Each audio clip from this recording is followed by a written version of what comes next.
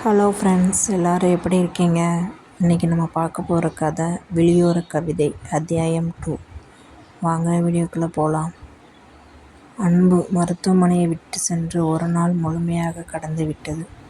ஆனால் டாக்டர் மதியின் மனதுக்குள் அவன் பேசிய வார்த்தைகளும் அவனது பார்வையில்லாத அந்த அப்பாவி கண்களும் தான் நிழலாடி கொண்டிருந்தன.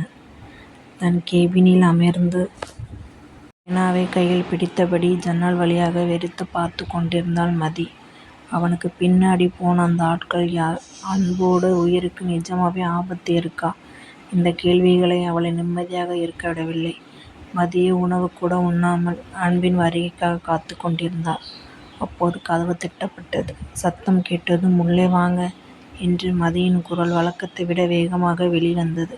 கதவை திறந்து கொண்டு உள்ளே நுழைந்தான் அன்பு.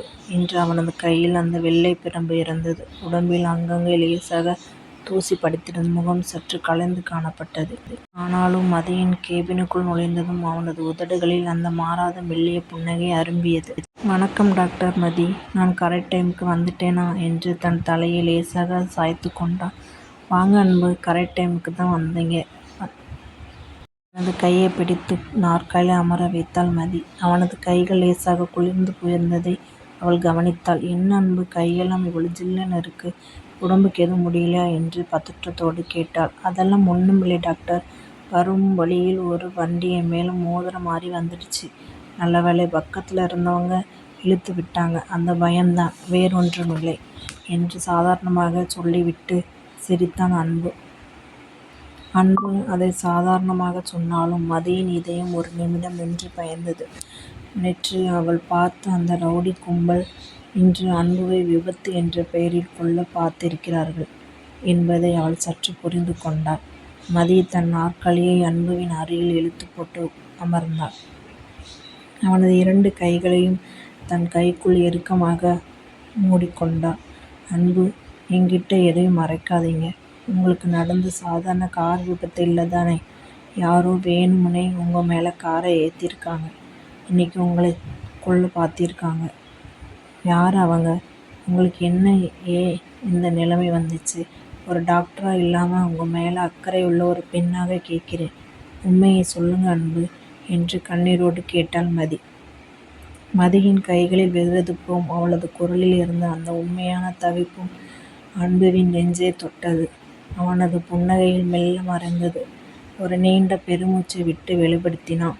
நீங்கள் நினைக்கிறது உண்மைதான் டாக்டர், எனக்கு நடந்தது விபத்து இல்லை, சதி என்று ஆரம்பித்து கடந்த காலத்தை கூறினான் அன்பு.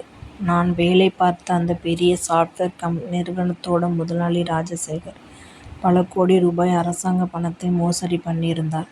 அதை ஆடிட்டிங் பார்க்கும்போது நான் கண்டுபிடிச்சிட்டேன்.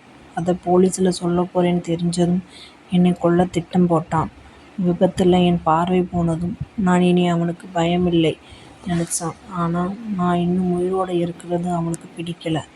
அதுதான் என் பின்னாடியே ஆட்களை அனுப்பியிருக்கான் என்று சொல்லிவிட்டு தன் முகத்தை புதைத்து கொண்டான் அன்பு. அன்புவின் கதையை கேட்ட மதியின் உடம்பில் இரத்தம் கொதித்தது.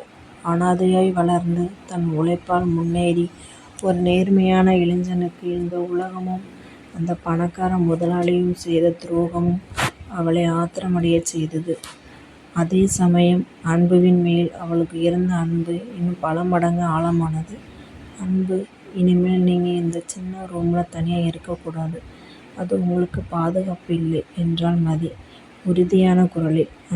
அப்புறம் நான் எங்கே போவேன் டாக்டர்? எனக்குன்னு இந்த உலகத்தில் யாருமே இல்லையே என்று ஏக்கமாக கேட்டான் அன்பு. மதி அன்புவின் முகத்தை மெதுவாக நிமிர்த்தினாள். அவளது விரல்கள் அவனது கன்னங்களில் பட்டன. யாரும் இல்லைன்னு இனிமேல் சொல்லாதீங்க அன்பு, இனி உங்களுக்காக நான் இருக்கேன். இன்னைக்கு நீங்கள் என் வீட்டுக்கு வரீங்க. உங்களை பார்த்துக்கிறது பொறுப்பு இனி என்னோடது என்றாள்.